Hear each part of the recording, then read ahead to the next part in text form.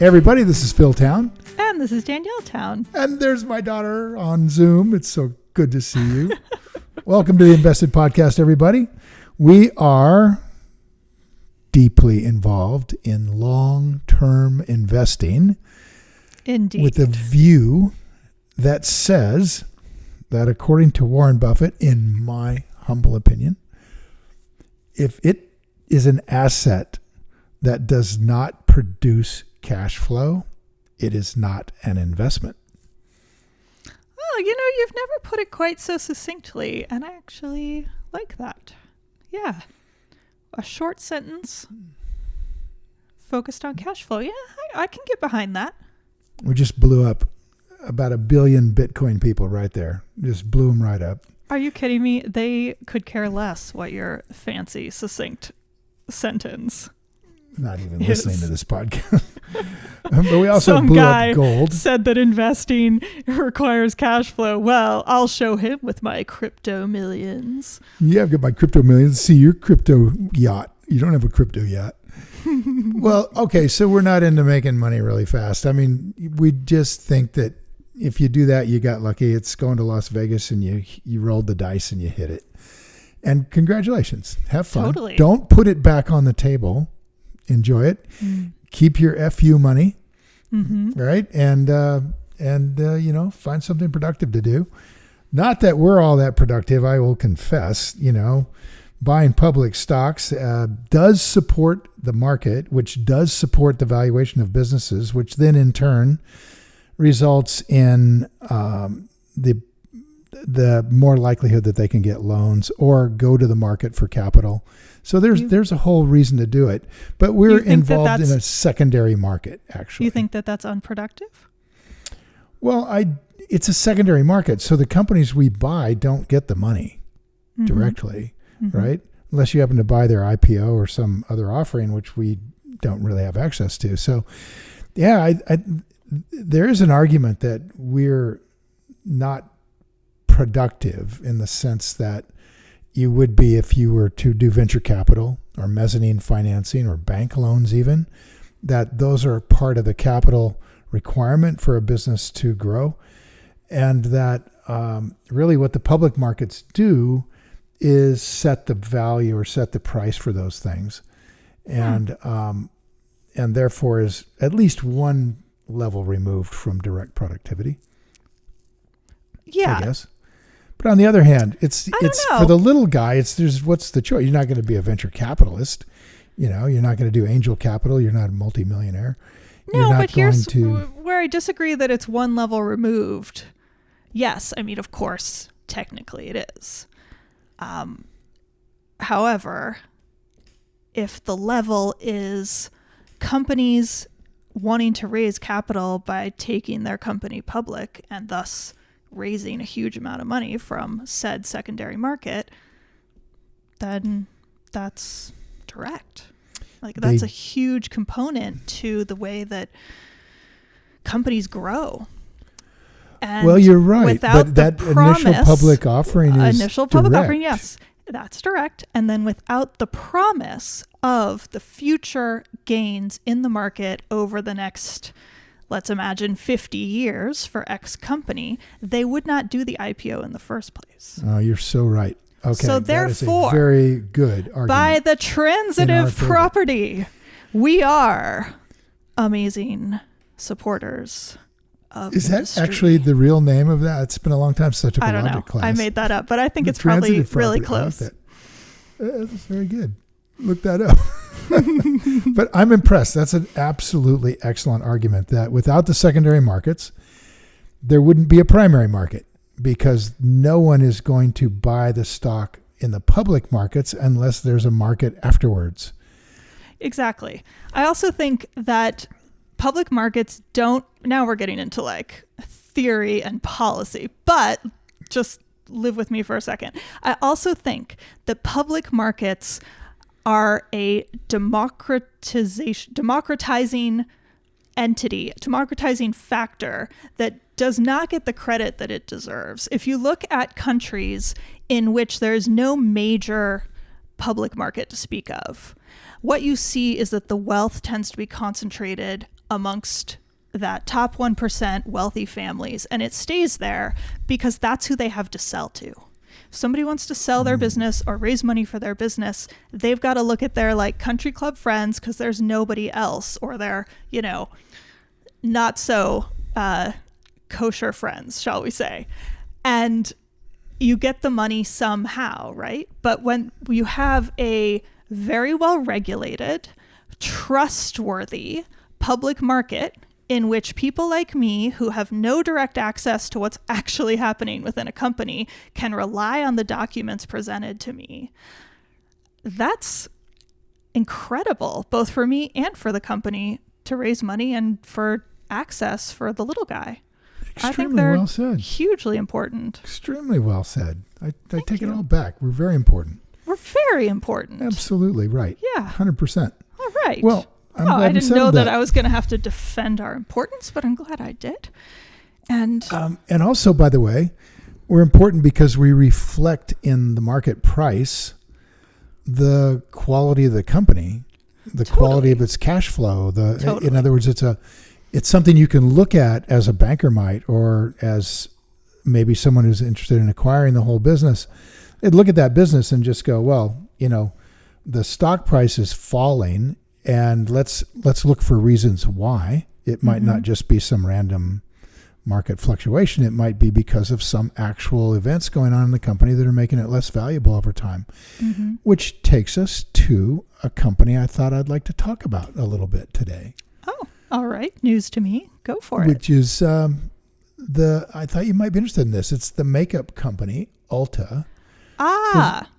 We invested in Ulta a while back when it was, you know, I might have this slightly wrong because it's been years, but I think roughly when it was at 100 or something like that, and it doubled over to 200. And then I did my classic mistake and got out, thinking that I had a pretty good bead on the value of the business at being, you know, around 200, 250. And of course it went up to like 500, which is what they seem to do if I get out of them, based on the emotional rule of investing, which says if I sell, it will go up. And yes. I wrote about that in rule number 1. It's just so true. So, but now it's coming down.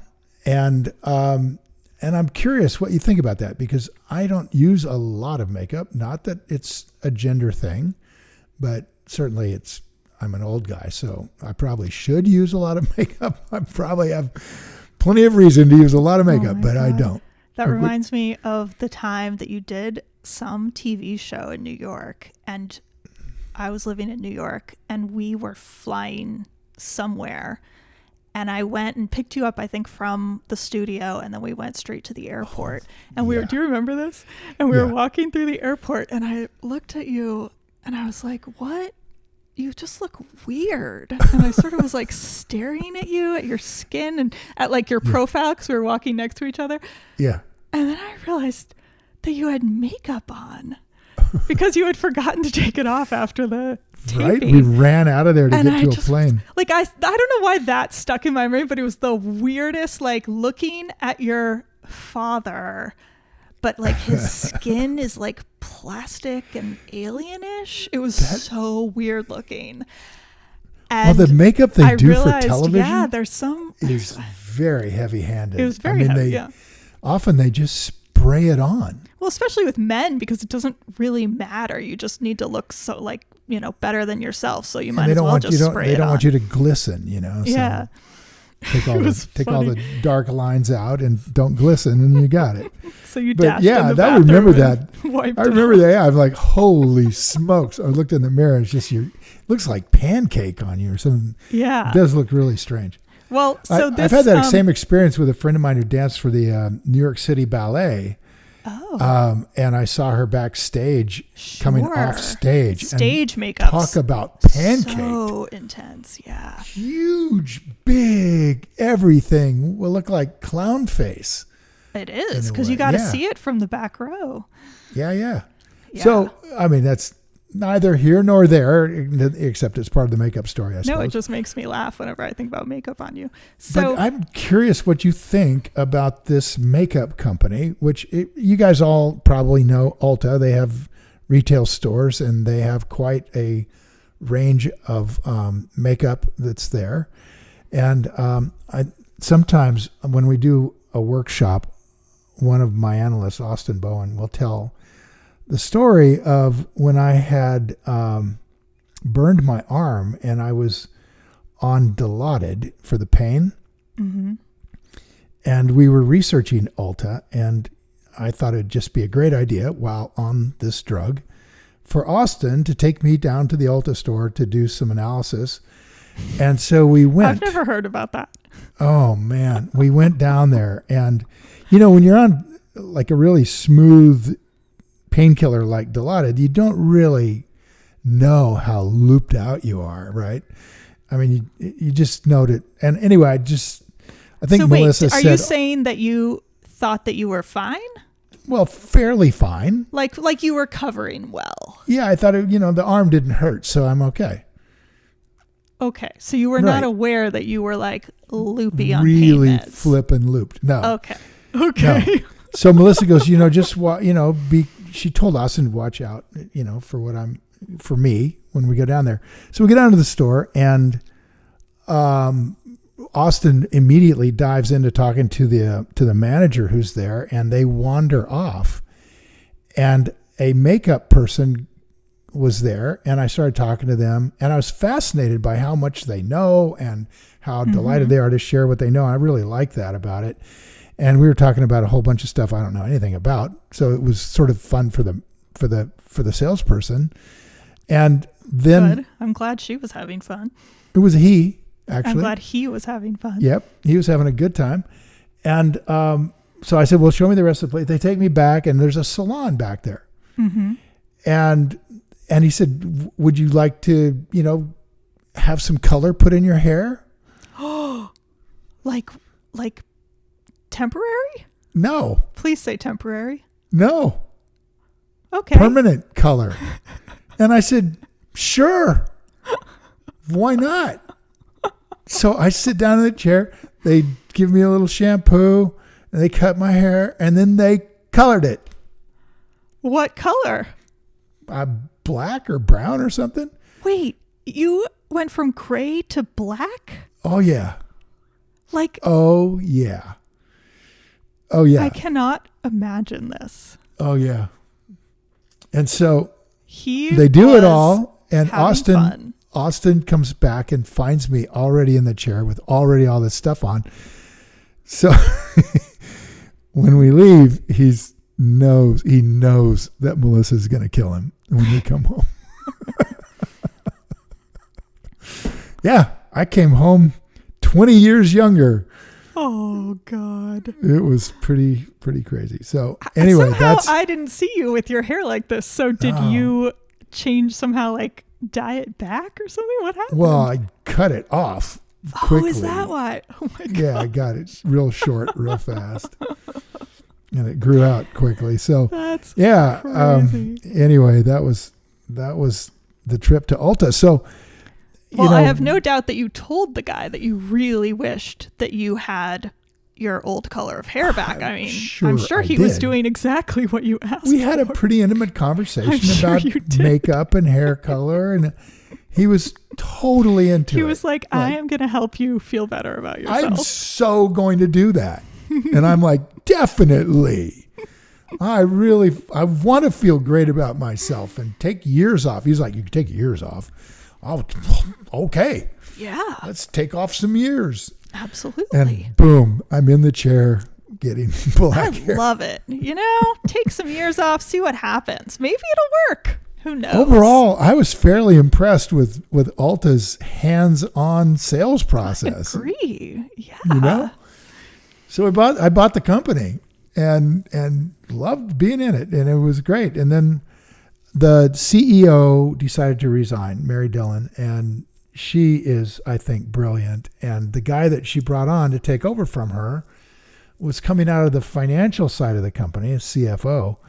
And I have never been a big fan of CFO CEOs. They tend to be very into the numbers working right, which I don't think is the right way to run a business.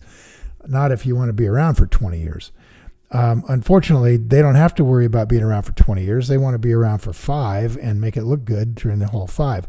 And I think, and this is what the executive. the CFO CEO now.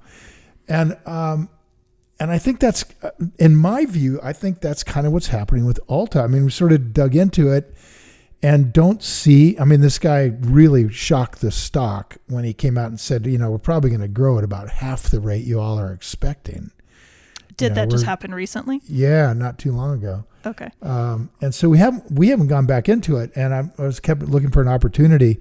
And obviously, you see a big price drop, it tends to make you think in terms of, well, maybe there's an opportunity.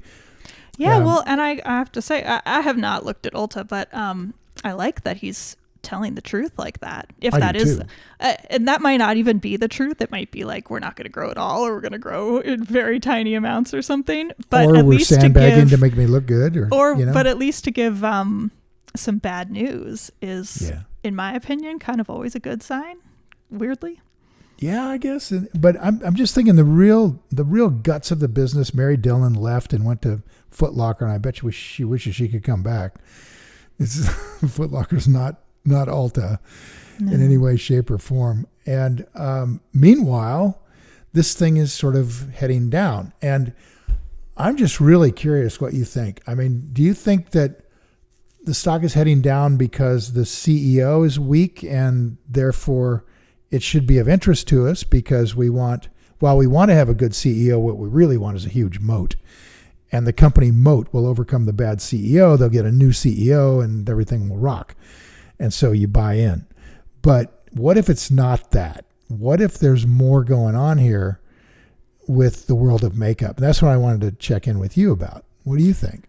Well, so we were talking about this before we started recording because we wanted to talk about the weather today. The weather meaning like all the info around a company that you're interested in, which we left off quite a bit of time ago. A couple of years ago, right? Seems like. It probably was last year. And I had seen something like randomly about how Ulta's stock price had dropped or Ulta wasn't doing as well anymore. And I just said that doesn't surprise me at all as somebody who very weather-like follows makeup and skincare and those companies just as a consumer. And I've been aware for probably at least 6 months, maybe a year, that makeup and skincare companies did not seem to be doing that well overall, just because, and everybody's going to join me on this, with whatever area you tend to buy things from, I've been getting sales emails like crazy for at least 6 months at times when there really shouldn't be sales. So like the Black Friday sales were crazy. They were really good last year. And I thought, okay, there's not going to be another sale for a while like that. They've kind of burned themselves out. No, there were immediately sales like at the end of January, and then there was a February sale, and then there was a March sale, and I'm just getting new sales just recently for April, Easter sales, and spring break sales, and just any possible reason you can think of to have a sale. A lot of brands are putting out sales, and that just tells me that they're not doing so great. Companies that are doing great tend to not put out sales unless it's like a mega sale time. Right. So I've been aware of that just as a consumer, but then also I just like makeup and I like skincare, and it's been something that for me, recovering from COVID, it's something that's like really unstressful for me, and it doesn't, this don't take this the wrong way, but it doesn't require much brain power. Like I don't have to concentrate in a way that hurts my brain because it's more artistic and fun and colors and, just a fun expression. So it's something that I've been watching videos on and just, doing fun makeup on myself, and it's just been like a fun thing to do. So I've just gotten into like makeup and skincare companies. Also, my skin was horrific after COVID, like a crypt keeper level, dry, craggy, hideous, sensitive beyond. I couldn't even put Vaseline on my skin. And anybody who knows about skin will know I didn't that's know insane. that. You didn't tell your father this. Yeah, I didn't share my skincare problems with No. you, Dad. We didn't talk about my skincare. But you will relate to this because you know that I'm crazy. I did not know what to do. And so this was like a year after I first got sick, because when I was first sick, couldn't have done this. But I got so frustrated because everything I put on my face gave me horrible acne or massive redness. Like, I just reacted to everything. And I got so frustrated that I decided I was just going to like isolate ingredients until I could figure out what was torturing me. Wow. Because everything I used to use before I got sick no longer worked. Wow. So I made a spreadsheet and I just copy and pasted the ingredients in from various like skincare items that sounded interesting. And then I purchased them and then I tried them. And then I like went through, and when they broke me out, I would look at what was in it and I'd see if it was in the other stuff that broke me out, and discovered that glycols are no good for me. Discovered that petrolatum and any petroleum source thing are no good for me. Fragrance is no good for me. Titanium dioxide tortures my skin. On the other hand, zinc oxide my skin really likes, and various oils my skin likes. So, well, you're begging me to ask a question.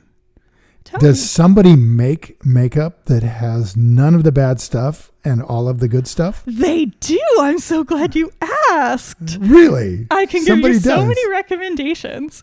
More than one company. Okay, so I had to Wow. dig deep into the kinds of things that are not sold in Ulta or Sephora. There are some brands that use good ingredients that are sold there, but I really needed stuff that was like not factory made. So Wait. Slow down. What is the difference between something that is made out of good stuff but made in a factory for you versus not factory made? So I'm using kind of general words. For me, and this is true for hardly anyone else, because I don't know if anybody else who's sensitive to glycols. Glycols are these sugar alcohols that bind skincare products in some way that I can't tell you about. But they're used in almost everything. And because they're used as a binder, and I think they're also a preservative, they're in stuff that's sold like on the shelf and that is generally less expensive. It has to sit there for a while. Yeah. Yeah, but so does all skincare. But there is now skincare that you can get that doesn't have preservatives and stuff, and it just goes bad really quickly. But I particularly ended up having to get some very expensive skincare items that would use alternate ingredients rather than the less expensive glycol options. So like people who are into skincare will know I bought the Augustinus Botter line. So expensive. I bought it on sale. Augustina's father? Botter. He's a German burn scientist. Augustina Botter. I really wanted to get his burn cream for you because apparently it's really good, but he confusingly does not sell that out of all of his stupid skincare line.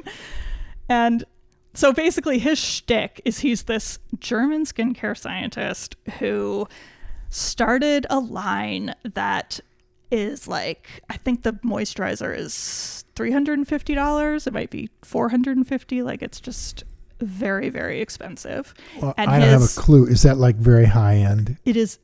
Dad, think about it.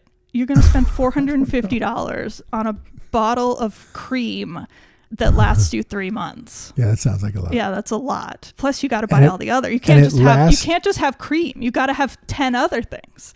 Does it last 3 months or is it if you use it every day, the amount that you get But I mean, does it go bad? No, it goes bad after like 2 years or something. Even though it's not preserved. No, it has preservatives in it. It just doesn't have these glycols that bother me. So you're okay with some preservatives? I guess so. I mean, I can't explain it. But not glycols. This is a scientific process that has some holes in it. So, and by the way, not all of his moisturizers don't have glycols, only the rich cream. So I bought the rich cream It's very good. It's very nice. My experience, just so anybody knows, because I know everybody wants to try it, but it's like ridiculous just to try it. I found that it moisturized my skin very nicely, and that's about it. It didn't do any of the fancy things. It did give it this glow, because they always talk about the Botter glow, and it did give that glow, but I think the reason it did that is that it has this sort of sparkly mica type stuff in it. So it's not like an inherent glow. It's put on your face by the cream. So if you don't use the cream for a few days, the glow goes away, which I just think is annoying. This is so I would not interesting. repurchase. I mean, for all the guys who are listening to this, I know they're remember fascinated. the Botter glow. Okay. If you buy that for your wife for Christmas, if she's into skincare and she hasn't tried it, she will be excited. Wow. But okay. Skincare is very personal. So now that I've said that, you probably shouldn't do that without asking her. Plus, or buy you just it for signed yourself. yourself up if she really likes it for $450. Yeah, they every have a 3 subscription months. program. Because you can't quit now. You get 10 or 15% off. You got her hooked on a $450 every 3 months. Well, so I'm going to get around to the makeup. So Victoria Beckham became a huge fan of the Augustinus Botter line, and so did like many other celebrities, and that's how it became popular, is that all these celebrities were like, oh, it's the best, it makes my skin so incredible. And I would like to add that I actually love the cleanser, and I still buy the cleanser because it's the only cleanser I've found that actually cleans my face without irritating it. It doesn't remove makeup. You need another thing for that, but I like the cleanser. So okay. So Victoria Beckham got really into Augustinus Botter, and she like promoted it, and I think they maybe had some sort of deal. And then she came out with her own makeup line after she did kind of a test line with Estee Lauder, I think, which was received incredibly well. And then she came out with her own makeup line after her fashion line essentially failed. So her fashion line, despite being beautiful and really like acclaimed, her stuff is beautiful, failed commercially because she just wasn't selling enough, basically.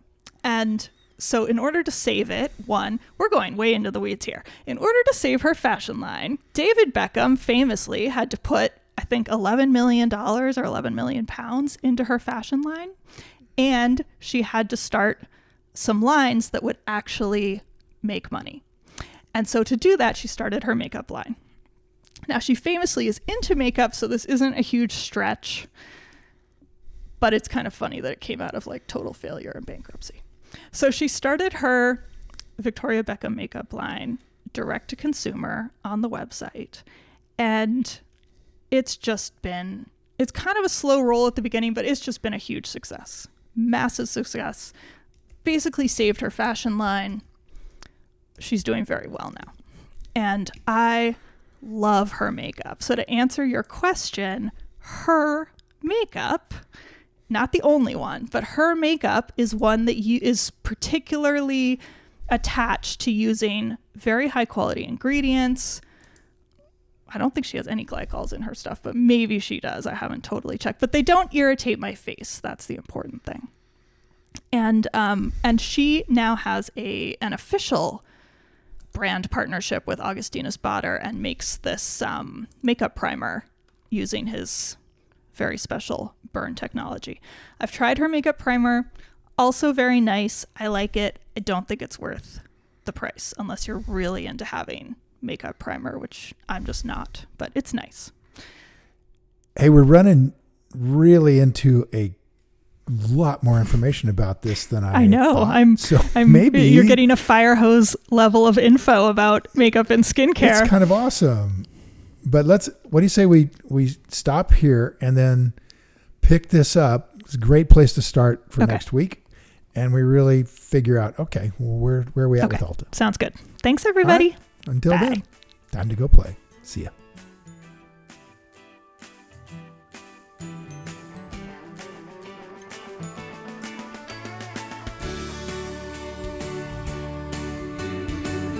Hi guys, thanks for listening to InvestED. If you enjoyed this episode and you want more information or to listen to additional episodes, visit our website at investedpodcast.com and sign up for my virtual workshop right there. Spots are definitely limited for this event. I'm not kidding. They really are. They sell out very quickly. So everything discussed on this podcast, by the way, is either my opinion or it's Danielle's opinion. And really important, it's not to be taken as investing advice because I am not your financial advisor, nor have I considered your personal situation as your fiduciary. So remember that. You're on your own here. This podcast is for your entertainment and education only, and I really hope you enjoyed it.